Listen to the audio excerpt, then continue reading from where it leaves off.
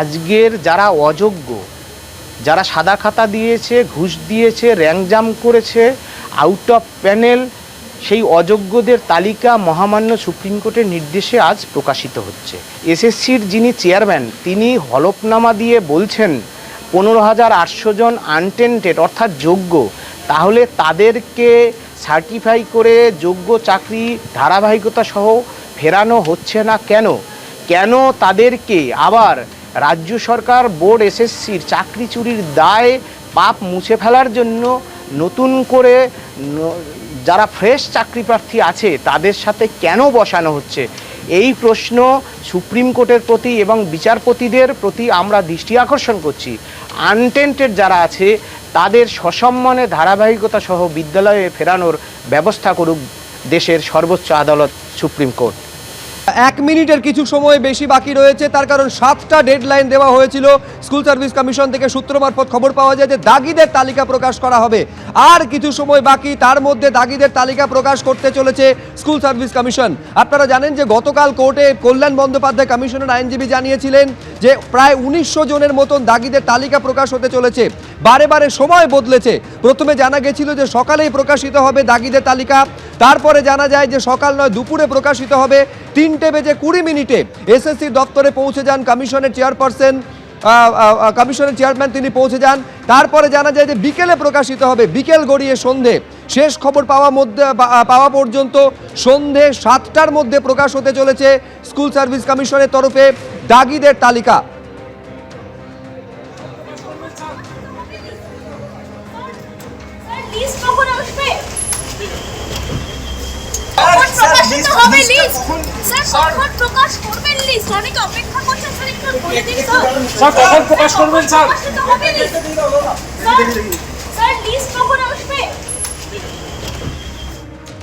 আমাদের প্রতিনিধি কৃষ্ণেন্দু অধিকারী সরাসরি আমাদের সঙ্গে রয়েছেন, কিন্তু তার আগে একবার দর্শকদের দেখাতে চাইবো যে যখন পৌঁছচ্ছেন কমিশনের চেয়ারপারসন সিদ্ধান্ত মজুমদার, প্রচুর প্রশ্ন তার দিকে ধেয়ে আসছে, কি বলেছেন তিনি?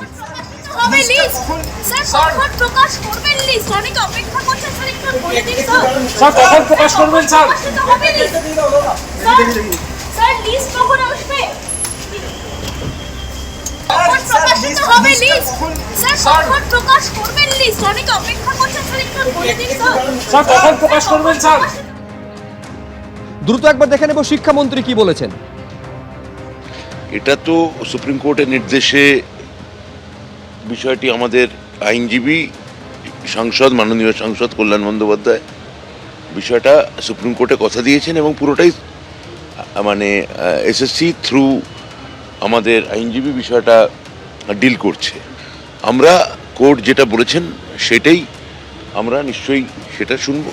আমরা বলতে পারি যে আমরা মূলানুগ এবং কোর্ট যেরকম বলছেন সেইভাবেই কাজ করছি।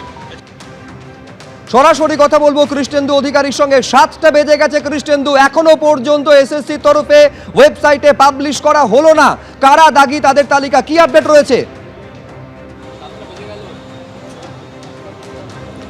দেখো, সর্বশেষ যেটা খবর পাওয়া যাচ্ছে যে স্কুল সার্ভিস কমিশন যে সূত্র মারফত যেটা জানা যাচ্ছে সে 7টার মধ্যেই তালিকা প্রকাশ করার কথা ছিল, কিন্তু তারা বলছে যে কোনো মুহূর্তে কয়েক মিনিটের মধ্যেই সেই তালিকা প্রকাশ করতে তারা পারবে এবং সেই তালিকা প্রকাশ্যে আনবে, এমনটাই সর্বশেষ খবর পাওয়া যাচ্ছে। কিন্তু সকাল থেকে যে নাটকীয়তা চলছে এই দাগিদের তালিকা প্রকাশ নিয়ে, তা নিয়ে স্কুল সার্ভিস কমিশনের ভূমিকা নিয়ে রীতিমতো প্রশ্ন উঠে যাচ্ছে। সকালে এই তালিকা প্রকাশিত হওয়ার কথা ছিল, তারপর দুপুরে, তারপর বিকেলে, তারপর সন্ধে 7টা বেজে গেল, এখনও পর্যন্ত আমার মোবাইলে সেই ওয়েবসাইট খোলা আছে স্কুল সার্ভিস কমিশনের ওয়েস্ট বেঙ্গল ssc.com, কিন্তু এখনও পর্যন্ত সেই তালিকা কিন্তু প্রকাশ্যে আসেনি। কিন্তু যে কোনো মুহূর্তে এই তালিকা প্রকাশ্যে আসবে এখনও পর্যন্ত কমিশন সূত্রে জানা যাচ্ছে। আমরা কমিশনের অফিসের একদম বাইরেই আছি, কমিশনের ভেতরে পুলিশি প্রহরা দেখতে পাচ্ছি। কমিশনের চেয়ারম্যান ভেতরে ঢুকেছেন, 3:20 নাগাদ তিনি ভেতরে ঢুকেছেন এবং আজকের এই তালিকা নিয়ে একটা কৌতূহল তৈরি হয়েছে কারা এই তালিকায় থাকবেন। যে অযোগ্যরা, যে দাগিরা চাকরি পেয়েছেন দীর্ঘদিন ধরে, আমাদের ছোট ছোট পড়ুয়াদের যেভাবে পড়িয়েছেন তারা অযোগ্য হয়েও, তারা কারা, সুতরাং সেই তালিকা নিয়ে একটা কৌতূহল আছে। যে কোনো মুহূর্তে সেই তালিকা প্রকাশ্যে আসতে পারে, একেবারে সেই তালিকা নিয়ে কৌতূহল আছে এবং অনেকেই অপেক্ষা করছেন যে কতক্ষণে এসএসসি প্রতিশ্রুতি মতো সেই তালিকা প্রকাশ করবে। কারা থাকবেন, কতজনের তালিকা প্রকাশ করতে চলেছে এসএসসি, সেদিকে নজর রয়েছে। আমি দ্রুত একবার দেখাতে চাইবো বিরোধী দলনেতা কি বলছেন। ভোট গণনার ফলাফলের মতো হতে পারে, কিন্তু সুপ্রিম কোর্ট সর্বোচ্চ জায়গা, তারা বলে দিয়েছে 2 তারিখ রাত্রি 12টার মধ্যে মমতা ব্যানার্জির সরকার তো ছাড়, ওদের ঘাড় দিতে বাধ্য তালিকা। সুপ্রিম কোর্টকে এত দুর্বল ভাবার কোনো কারণ নেই, এবং সুপ্রিম কোর্টের যে কোনো সিদ্ধান্ত বদল একমাত্র লোকসভাতেই হতে পারে, তো অন্য কোথাও বদল হয় না। তো স্বাভাবিকভাবে কুমার ব্যাং আঞ্চলিক দল তৃণমূল কংগ্রেস সে যা করছে করুক না। আজকে কত তারিখ? আজকে তো 30 তারিখ, 31 আরও আছে, আরও দেখনা হয়, সোচনা হয়, জোড়না হয়, তোড়না হয়, কাটনা হয়, চলুক, কিন্তু ফাইনালি 2 তারিখের মধ্যে দিতেই হবে।